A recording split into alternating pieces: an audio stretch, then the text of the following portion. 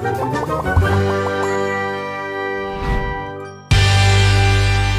Stories की दुनिया। सोने वाले भाई।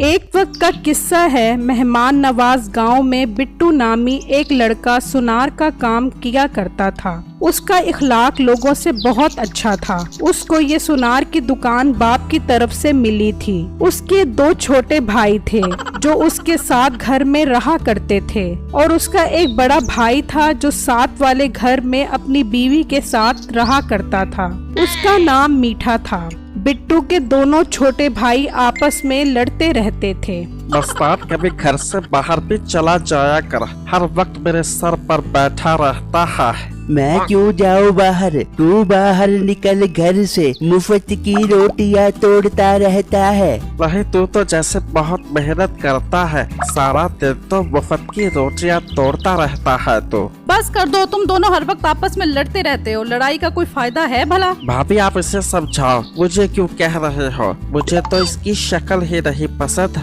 नहीं, तू तो जैसे मिठन चक्कर बत्ती है ना। अपना मुंह बंद कर।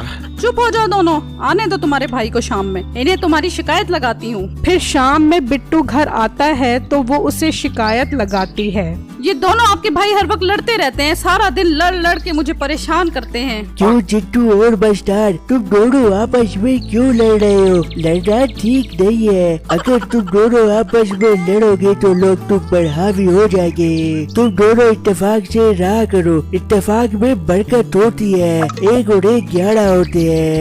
इस तरह बिट्टू हर वक्त उन दोनों को समझाता रहता था। बिट्टू का बड़ा भाई मीठा बहुत लालची था और उसकी बीवी भी बहुत लड़ाका थी। अरे मीठे बगैरत के बच्चे, बिट्टू की दुकान से अपना हिस्सा ले। उसको तो तेरे बाप ने सोने की दुकान खुलवा दी, उसमें तुम्हारा हिस्सा भी बनता है। अरे बेगम अब्बा जान ने अगर उसे सोनार की दुकान दी है तो मुझे भी तो घर दिया है जिसमें हम रह रहे हैं। अरे वाह, हमें छोटी सी कुटिया दे दी और उस मोटे बिट्टू को सोना। वाह क्या इंसाफ है। तुम समझ क्यों नहीं रहे? उस दुकान में तुम्हारा हिस्सा भी बनता है। तुम अभी जाओ और उसकी दुकान से अपना हिस्सा मांगो। ये सुनकर मीठा गुस्से में बिट्टू की दुकान पर आता है। मुझे इस दुकान में से हिस्सा चाहिए, आज और अभी। मीठे भाई जान, आपको अचानक क्या हो गया है? भाई साहब, अब्बू ने ये दुकान मेरे नाम की है, इसमें आपका हिस्सा नहीं है। ये तुम क्या बकवास कर रहे हो? इसमें मेरा हिस्सा बनता है,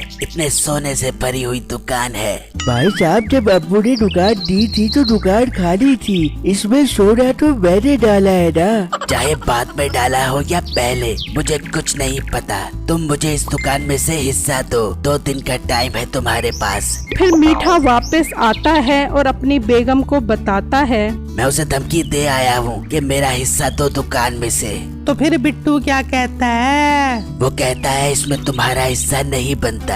हाय हाय, कैसे लोगों के खून खुशक और सफेद हो गए हैं। तू चुप करके बैठ, अब मैं देखती हूँ उस मोटे बिट्टू को, तेरे से कुछ ना होवेगा। एक दिन बिट्टू अपनी दुकान पर बैठा होता है कि उसका छोटा भाई उसकी दुकान पर आता है। बिट्टू भाई ताई के बहुत याद आ रहे हैं, मैं उनके घर जा रहा हूँ।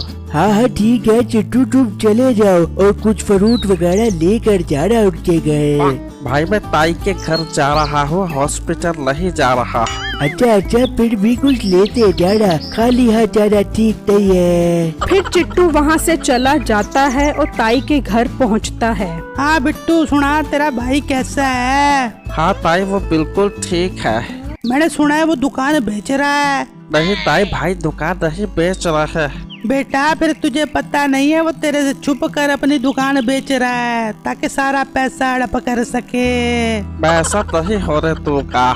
चिट्टू मेरी बात सुन, तू एक काम कर, दुकान के कागजाती जला दे, दुकान न रहेगी न बिकेगी। हाँ ताई, ये आइडिया तो बहुत अच्छा है, मैं अभी जाकर दुकान के कागजात चलाता हूँ। तू मेरे सामने कागजात जलावी ताकि मुझे तसल्ली रहे कि तेरा हिस्सा महफूज है। फिर चिट्टू घर आता है और दुकान के कागजात निकालता है और बाहर जाकर जला देता है। मीठे की बीवी ये देखकर बहुत खुश होती है।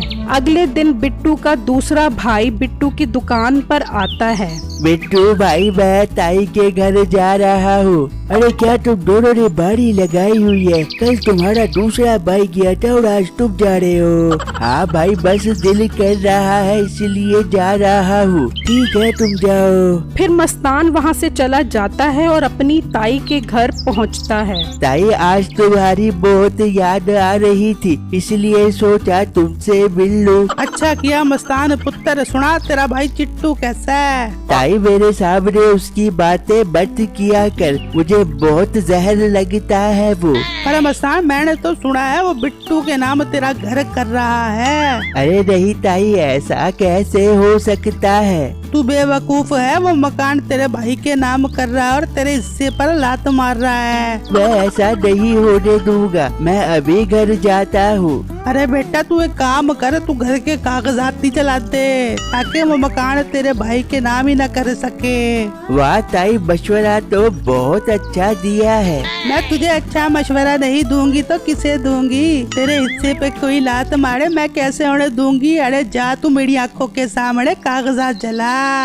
फिर मस्तान घर से कागजात लाकर जला देता है। मीठे की बीवी बहुत खुश होती है। फिर शाम में मीठा घर आता है तो उसकी बीवी उसे सारा माजरा बताती है। अरे वाह बेगम, कमाल कर दिया है तूने, मजा ही आ गया।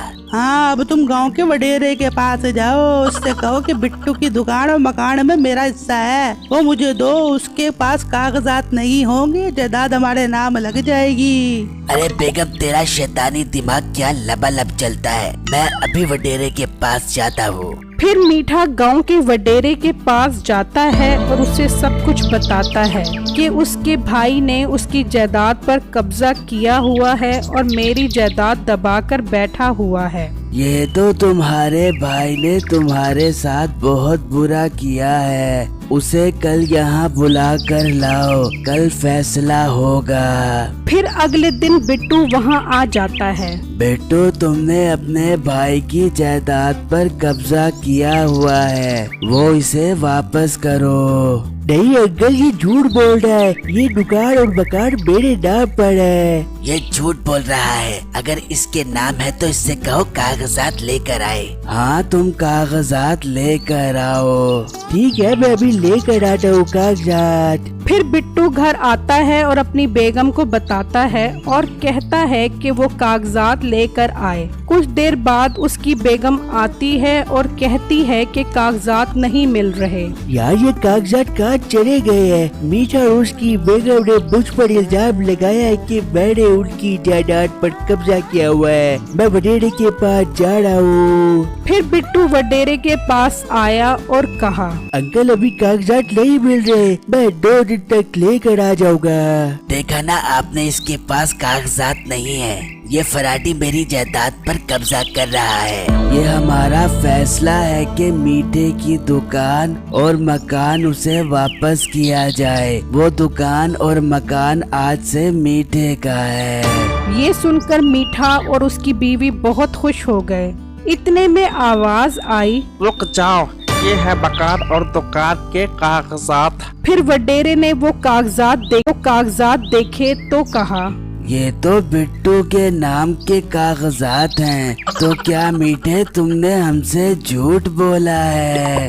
अरे चिट्टू बगैरत के बच्चे, तूने कागजात जला दिए थे। नहीं, मैंने असल कागजात नहीं जलाए थे, बल्कि 2 नंबर जलाए थे, क्योंकि मुझे तुम्हारी बेईमानी का पता था। चिट्टू बगैरत के बच्चे, तूने धोखा दिया है अपनी ताई को।